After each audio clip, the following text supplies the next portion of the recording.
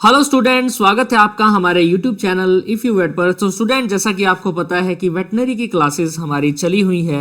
आज हम लेक्चर 4 लेने वाले हैं, जिसमें आज हम आपको एक्सियल स्केलेटन का बेसिकली जो वर्टिब्रल कॉलम है या वर्टिब्रा है उनके बारे में आज हम आपको बताएंगे। जैसा कि आप देख पा रहे होंगे, सबसे पहले तो आप इन फोटोग्राफ्स को अच्छे से देखिएगा और इन प्रोसेसेस को समझिएगा। पहले यहाँ पे देखो, आपको एक टिपिकल वर्टिब्री की एक शेप नजर आ रही होगी। वर्टिब्री यानी बेसिकली हम बोलते हैं ना वर्टिब्रल कॉलम। वर्टिब्रल कॉलम यानी रीढ़ की हड्डी। अब जो वो रीढ़ की जो हड्डी है वो छोटी छोटी वर्टिब्रा से मिलके बनी हुई होती है। किससे मिलके बनी हुई होती है? वर्टिब्रा से। अब हम बात करते हैं इसके पार्ट्स के बारे में कि हमको ये पार्ट्स पढ़ना है, ठीक है। अब इस यहां पर आपको दिख रहा है, ये होता है ट्रांसवर्स प्रोसेस, ये है स्पाइनस प्रोसेस, ये है वर्टिब्रल फोरामेन बीच वाला जो पोर्शन है, एंड ये है हमारे पास आर्क जो कि शेप में नजर आ ही रही है, ठीक है। एक बार आप सिर्फ इनके नाम ध्यान रखिएगा। अब एक और देखो, सर्वाइकल वर्टिब्रा की फोटोग्राफ यहाँ पे दिखाई हुई है। ये देखिए, इसको हम बोलते हैं ट्रांसवर्स फोरामेन, जो कि आपके लिए इंपॉर्टेंट है। वैसे तो और भी बहुत सारे पार्ट्स होते हैं, लेकिन वो बीवीएससी लेवल के लिए होते हैं। और अभी हमारी जो क्लासेस चली हुई हैं वो वीएलडीए के स्टूडेंट्स के लिए चली हुई है, क्योंकि उनकी वैकेंसीज आ सकती हैं, पॉजिटिव चांसेस हैं, ठीक है। ओके, अब एक बार इनको देखिएगा आप इस फोटोग्राफ को। ये थोरेसिस वर्टिब्रा है। आप अपने दिमाग के अंदर एक बार इसको फिक्स कर लो कि भाई इस शेप की होती है और यहाँ से आके बाइफरकेट कर जाएगी और एक ब्लम्प सा आपको देखने को मिलेगा ये, ठीक है। और ये देखिए, आपको ये लंबर वर्टिब्रा है, ठीक है। अब जैसे जब आपने प्रैक्टिकल्स दिए होंगे आपके कॉलेज में, तो आपको ये दिखाई होंगी छोटी छोटी स्मॉल पीसीज में होती हैं वहां पर रखी हुई। तो अगर आपने देखा होगा, इनको अच्छे से ऑब्जर्व किया होगा कि ट्रांसवर्स प्रोसेस कहाँ पर है, और ये सारी चीज़ें आपने आई थिंक समझी होगी, कॉलेज में अच्छे से आपको पढ़ाया गया होगा। तो वर्टिब्रल फोरामेन, स्पाइनस प्रोसेस और ट्रांसवर्स प्रोसेस, और आपको सर्वाइकल वर्टिब्रा में ट्रांसवर्स फोरामेन देखने को मिलेगा। चलिए आगे बढ़ते हैं। ओके, तो वर्टिब्रल कॉलम के बारे में हम जानेंगे दोस्तों। वर्टिब्रल कॉलम क्या होता है? It is defined as a series of bone articulating together to form a long column of axial skeleton called the vertebral column। यानी बेसिकली ये सीरीज ऑफ बोन होती है। सीरीज ऑफ बोन मतलब छोटी छोटी बोन जुड़ जुड़ के एक पूरी की पूरी सीरीज को बनाती है। आर्टिकुलेटिंग टुगेदर का मतलब एक दूसरे के साथ जुड़ना। To form a long column of axial skeleton, यानी हम एक्सियल स्केलेटन पढ़ रहे हैं, तो एक्सियल स्केलेटन का एक लॉन्ग कॉलम बना देगी ये छोटी छोटी जो बोन्स है, वर्टिब्रल कॉलम, ठीक है। और वर्टिब्रल कॉलम किससे बनता है? वर्टिब्री से बनता है, ठीक है, जैसा कि हम अभी पीछे बात कर चुके हैं। It is commonly called spine. अब बेसिकली इसको स्पाइन भी बोलते हैं, ठीक है। कंफ्यूजन मत क्रिएट करना माइंड के अंदर कि भी स्पाइन अलग है या वर्टिब्रल कॉलम अलग है। कॉमनली हम इसको स्पाइन भी बोल देते हैं, ठीक है। There is a hollow canal. अब इनके बीच में एक होलो कैनाल होती है between the vertebral column for the protection of spinal cord, यानी स्पाइनल कॉर्ड को बचाने के लिए बीच में एक होलो कैनाल आपको देखने को मिलेगी। At the junction of two vertebrae there is a intervertebral foramen on the both side. ये पॉइंट ध्यान देना, जब भी दो वर्टिब्री जुड़ती हैं तो उनके बीच में इंटरवर्टिब्रल फोरामेन होता है दोनों साइड्स में। क्या पाया जाता है? Intervertebral foramen on the both sides. ये इंपॉर्टेंट है आपके लिए, याद रखना, ठीक है। This foramen give passage to the spinal nerves and vessels. ये जो फोरामेन है, आपकी जो भी स्पाइनल नर्व्स हैं या वेसल्स हैं, उनको जाने के लिए उनको एक पैसेज प्रोवाइड करती है, मार्ग प्रोवाइड करती है। अब क्वेश्चन यहां से उठ के आ गया भाई, 51 वर्टिब्री आपको ओक्स में देखने को मिलेगी या घोड़े के अंदर देखने को मिलेगी? यहां से आपका क्वेश्चन आ सकता है एमसीक्यू में, ठीक है। तो ये लाइन इंपॉर्टेंट है। All vertebrae join with each other. सारी की सारी वर्टिब्री एक दूसरे के साथ जुड़ती हैं एक फाइब्रस जॉइंट से, जो कि इमूवेबल जॉइंट होता है। There is a vertebral disc पाई जाती है in between adjacent vertebrae which work as a cushion, जो कि एक कुशन की तरह काम करती है। अब आगे हमारे पास पॉइंट है, एक बार मैं इसको थोड़ा ऊपर कर देता हूं। अब देखिएगा, एक टिपिकल वर्टिब्री के बारे में हम देखेंगे। ए typical vertebrae has a body, process and arc. अगर हम बात करें, फोटोग्राफ में चलते हैं, तो ये दिख रहा है ना आपको, ये कंप्लीट बॉडी है और एक आर्क नजर आ रही है। देखो यहाँ पे दिख रहा है ना, ये वाला पोर्शन क्या है? ये आर्क है। कंप्लीट बॉडी है, आर्क है, और ये यहाँ पे देखो मेंशन भी किया हुआ है, ठीक है। ओके, अब इनके बारे में हम थोड़ा थोड़ा पढ़ते हैं। बॉडी एक सॉलिड सिलेंड्रिकल रोड होती है विच support the other structure of the vertebrae, यानी एक लंबी टाइप की रोड होती है जो कि अदर वर्टिब्री को सपोर्ट करेगी। The cranial end of the body is convex and codal end is concave. अगर हम फोटोग्राफ में जाते हैं, बात करेंगे क्रेनियल कैविटी की।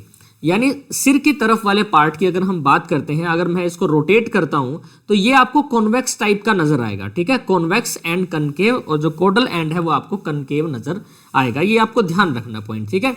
कोडल end is concave and cranial end is convex. अब मैं बात करता हूं प्रोसेस की। देयर आर द 3 प्रोसेसेस है यहाँ पर वर्टिब्री में। स्पाइनस प्रोसेस है, आर्टिकुलर प्रोसेस है, cranial and caudal, basically articulation होता है वहां पे जुड़ती हैं जो वर्टिब्री हैं। ट्रांसवर्स प्रोसेसेस हैं। Main function of this processes are to prevent undesirable movement of vertebral column and to give the articulation to the bone and the muscles. यानी इसका मेन फंक्शन क्या रहता है दोस्तों? मेन फंक्शन ये रहता है जो भी अनडिजायरेबल मूवमेंट होती है वर्टिब्रल कॉलम की उसको रोकेगा और एक आर्टिकुलेशन प्रोवाइड करेगा बोन को और मसल्स को, यानी मसल्स को और बोन को जोड़ेगा, ठीक है। अब मैं बात करता हूं आर्क की, जो मैंने आपको अभी बताया था ना कि इस टाइप का स्ट्रक्चर है, देखो आर्क में, यानी ये बोन ऐसे आ गई है और इस टाइप का ये स्ट्रक्चर है। अब ये जो आर्क है, each of the halves is composed of lamina and pedicles, यानी इसकी जो हेल्व्स जो हैं ये लैमिना और पेडिकल से मिलकर बनी हुई होती हैं। पेडिकल एक लेटरल वॉल बना देगी न्यूरल कैनाल्स की, एंड जो लेमिना बना देगी रूफ कैनाल की, ठीक है। ये लाइन याद कर लेना बस, और ज़्यादा इंपॉर्टेंट नहीं है, थ्योरेटिकल पॉइंट ऑफ व्यू से इंपॉर्टेंट है, बाकी क्वेश्चन आपका एमसीक्यू में नहीं आएगा। अगर आप फर्स्ट ईयर में हो या सेकंड ईयर में हो, अगर आप तैयारी कर रहे हो, दोबारा से थ्योरी को पढ़ रहे हो, तो ये आपके लिए इंपॉर्टेंट लाइन रहने वाली है। Pedicle form the lateral wall of neural canal and lamina form the roof of the neural canal, यानी जो लेमिना जो पार्ट है वो रूफ बनाती है, छत बनाती है।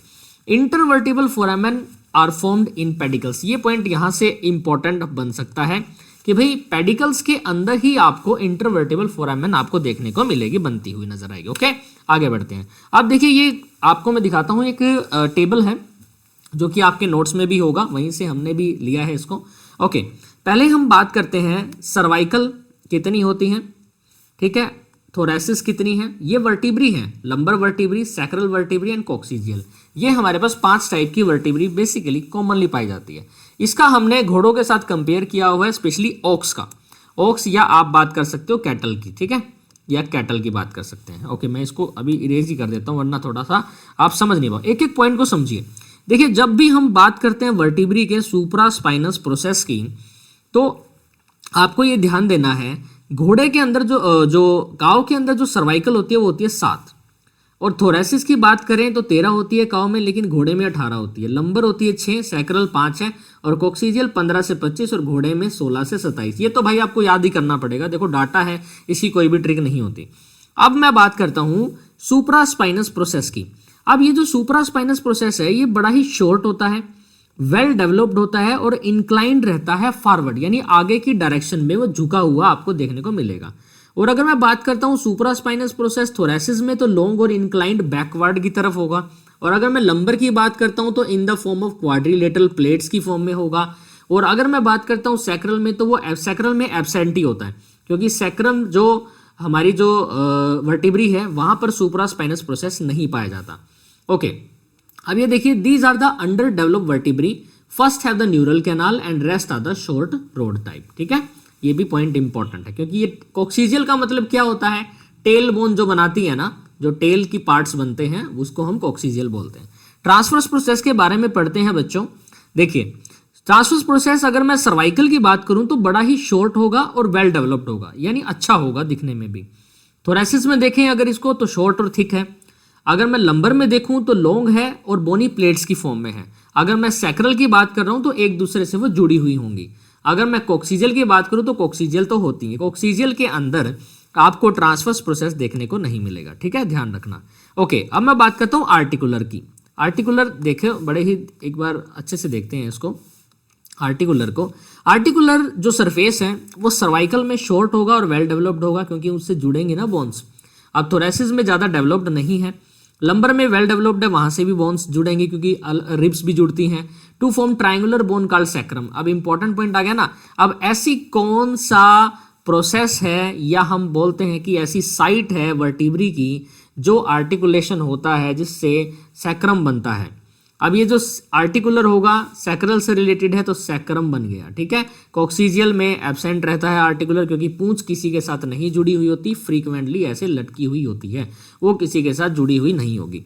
अब देखिए फंक्शन के बारे में जानेंगे दोस्तों, इसको थोड़ा सा ऊपर सरका देता हूं मैं। अब देखिएगा, अब ये जो सर्वाइकल जो है ना, make the skeleton of neck, यानी नेक का स्केलेटन बनाएगी गर्दन का, help in rotation of head और सिर को घुमाने में मदद करेगी। फर्स्ट बोन को हम बोलते हैं एटलस जिस पे हेड प्लेस्ड रहता है, सेकंड को बोलते हैं एक्सिस जो हेल्प करता है आपको रोटेशन में अलोंग विद द एटलस। ठीक है, तो आपको रोटेशन में हेल्प करेगा आपका एक्सिस, किसी भी एक्सिस पे ही तो घूमती है ना कोई भी चीजें। ठीक है, तो ध्यान रखना इस बात को। ओके, अब बात करते हैं थोरेसिस के बारे में। इसका फंक्शन क्या है? These vertebrae make thoracic cavity, नाम से पता चल रहा है, with the help of ribs and sternum to protect the vital organ that is heart and lungs. ठीक है, आगे देखिए, these vertebrae make the roof of the abdominal cavity and also help in respiration. तो ये basically lumbar आएगी, क्या आएगी? Lumbar. ठीक है, जो रूफ बनाती है एब्डोमिनल कैविटी का। अब पेल्विक कैविटी का जो रूफ बनाएगी वो क्या है? हमारे पास सैक्रल ही तो है। अब पूंछ बनाती है, जैसा कि मैं अभी बता चुका हूं कि भाई अगर मैं बात करता हूं टेल की, तो टेल जो बनाएगी ना वो कौन सी बोन है? वो कोक्सीजियल बोन है दोस्तों। कौन सी बोन है? कोक्सीजियल बोन है। ठीक है, ये ध्यान रखने वाली बातें हैं। ओके, आगे बढ़े, समझ में आ गया होगा आई थिंक। ओके, अब देखिए वर्टिबल कॉलम जानेंगे। वर्टिबल फॉर्मूला आपको यहां पर दिया हुआ है कॉमन एनिमल्स का। ठीक है, अब बेसिकली ये आपको याद रखने वाली चीजें हैं कि भाई जो सी से सर्वाइकल वर्टिब्रा यानी नेक वाला रीजन, टी से थोरेसिस यानी डोर्सल चेस्ट रीजन, ऊपर वाला जो ऊपर वाला एनिमल का ये वाला जो पोर्शन है वो डोर्सल है। ठीक है, अगर हम नीचे की बात करें तो वो वेंट्रल होता है, ऊपर वाला डोर्सल होता है। ठीक है, ओके, अब थोरेसिस या डोर्सल चेस्ट रीजन हो गया। अब जो लंबर को हम लोइन रीजन भी बोलते हैं, ध्यान रखना। ठीक है, क्वेश्चन आ सकता है कि भाई लोइन रीजन किससे रिलेट करता है? लंबर से। Sacral in region of pelvis या fused vertebrae minus fused vertebrae. LS मतलब फ्यूज्ड लंबर एंड सैक्रल, जो कि बेसिकली फॉल में होती है। यहाँ से ये क्वेश्चन अराइज हो सकता है कि भाई जो मुर्गा जो होता है ना, फॉल, यहाँ पे मैं एक बार दोबारा से इसको लिख देता हूँ। फॉल के अंदर आपकी जो लंबर है वो फ्यूज्ड होगी और सैक्रल भी। ठीक है, और सी वाई मतलब कोडल यानी कोक्सीजियल। ठीक है, आगे बढ़ते हैं। ओके, अब इस टेबल को समझिएगा दोस्तों, ये बड़ी इंपॉर्टेंट है। ये डायरेक्टली देखो आपको याद करनी है और ज़्यादा ऐसा कुछ नहीं है, जो कि मैंने अभी आपको बताया कि भाई कैटल में 7 है, इसमें 13 है, लंबर इसमें इतनी है। ये बस नॉर्मल टाइप्स ऑफ दी हुई है जो कि आपके मल्टीपल चॉइस क्वेश्चन के लिए इंपॉर्टेंट है बस ये। ठीक है, तो ये कैमल्स तक की हमने इसके अंदर डाल दी है।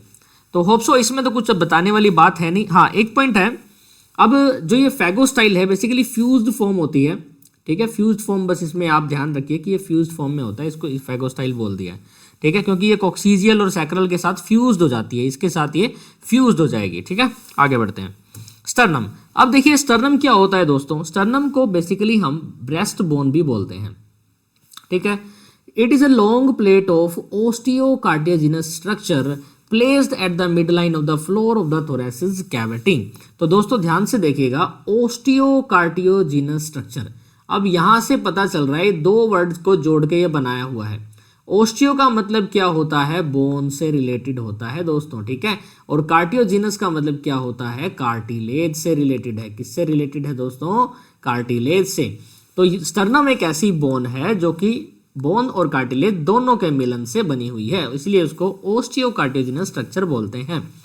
Placed at the mid line of the floor of the thoracic cavity, it is composed of several sternal components होती हैं जिसको स्टर्निबरी बोलते हैं। कोडल एंड का स्टर्नम को एक जाइफोइड कार्टिलेज से बना होगा। यहां से क्वेश्चन आपका उठ के आ गया भाई। ठीक है, आपसे क्वेश्चन पूछ लिया जाएगा कि भाई कोडल एंड स्टर्नम का किससे मिलके बना हुआ होता है? जाइफोइड कार्टिलेज से मिलके बना हुआ आता है। अगर मैं यहाँ पर मेंशन करता हूँ तो जाइफोइड कार्टिलेज में आई आता है, यहाँ पर वाई मत कर देना दोस्तों, वाई करते ही आपकी गलत हो जाएगा वर्ड ही। ठीक है, और ये जो जाइफोइड कार्टिलेज है ना, यही तो डायफ्राम से अटैच रहता है। ओके, रिब्स देखिएगा दोस्तों, दीज आर कर्ड होती हैं, ये एलोंगेटेड बोन्स होती हैं, arrange one after another both the sides of vertebral column and एक पिंजरा बना देती हैं। केज का मतलब क्या है? पिंजरा बना देती हैं दोस्तों ये। ठीक है, अगर मैं ओक्स के बारे में बात करता हूं तो ओक्स में 13 पेयर्स ऑफ रिब्स मिलती हैं। पहली जो 8 पेयर हैं वो स्टर्नम से अटैच्ड होंगी, जिसको हम स्टर्नल रिब्स बोलेंगे, और इसी को हम ट्रू रिब्स बोलते हैं। यहीं से आपके क्वेश्चन आएंगे दोस्तों। अब जो ये ओक्स है ना, ओक्स में कितने पेयर होते हैं भाई? 13 पेयर्स होते हैं। पहली 8 पेयर तो जुड़ी होगी किसके साथ? स्टर्नम के साथ, इसलिए इसको बोलेंगे हम स्टर्नल रिब्स यानी ट्रू रिब्स। लास्ट वाली जो 5 होती है ए स्टर्नल रिब्स को बोलते हैं हम फॉल्स रिब्स। ठीक है, तो आपको ये ध्यान देना है दोस्तों, अगर हम बात करते हैं ओक्स के बारे में तो आपको 13 पेयर्स नजर आएंगे। ठीक है।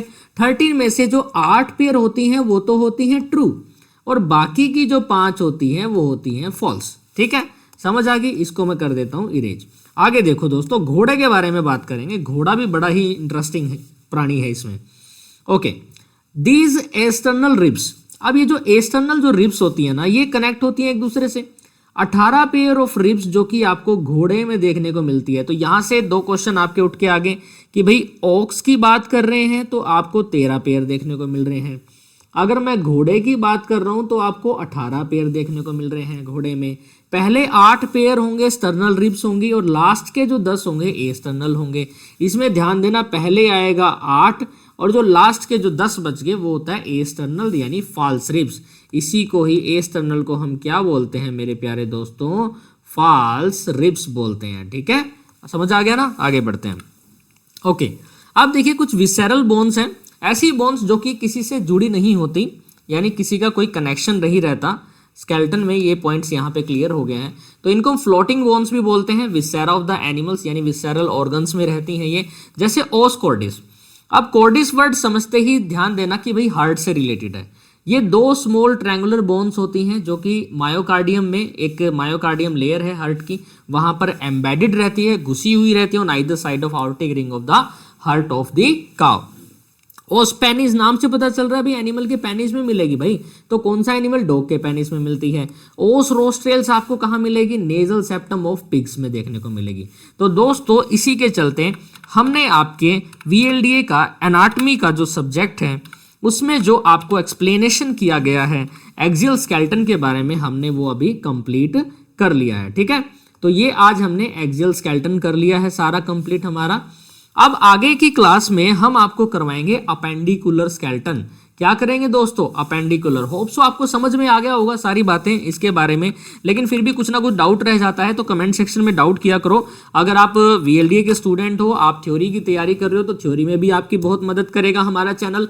साथ में अगर VLDA के गवर्नमेंट जॉब की तैयारी कर रहे हो, उसमें MCQ के फॉर्म में भी हम आपको बताते रहते हैं थ्योरी के साथ साथ।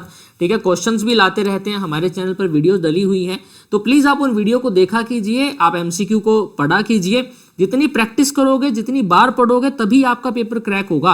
भाई कंपटीशन है, ऐसे मत सोच लेना कंपटीशन नहीं है, कंपटीशन है भाई, और बड़ा ही जबरदस्त कंपटीशन देखने को मिलेगा आपको इस भर्ती के अंदर।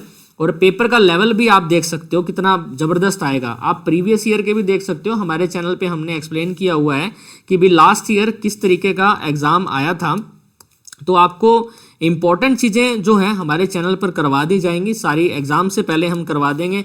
क्योंकि क्या है कि देखो थ्योरी तो चल रही है, अब पता नहीं है एग्जाम कब होगा, गवर्नमेंट कब लेना पसंद करेगी, बट जब भी एग्जाम होगा आप अपने आप को प्रिपेयर करिए। ठीक है, अभी से अगर आप प्रिपरेशन करना चालू करोगे ना, तभी आपका जो एग्जाम है वो क्लियर हो जाएगा। ठीक है, तो देखो भाई VLDA की जॉब बहुत अच्छी जॉब है। ठीक है, किसी भी तरीके की कोई टेंशन नहीं है, ईमानदारी की जॉब है, ईमानदारी से काम करते रहो, पे स्केल बहुत अच्छा है और आपको सच में जॉब करके एंजॉय करोगे आप, क्योंकि अच्छी जॉब है। ठीक है, तो तैयारी कीजिए दोस्तों, अपने भविष्य को उज्जवल कीजिए। Thank you so much.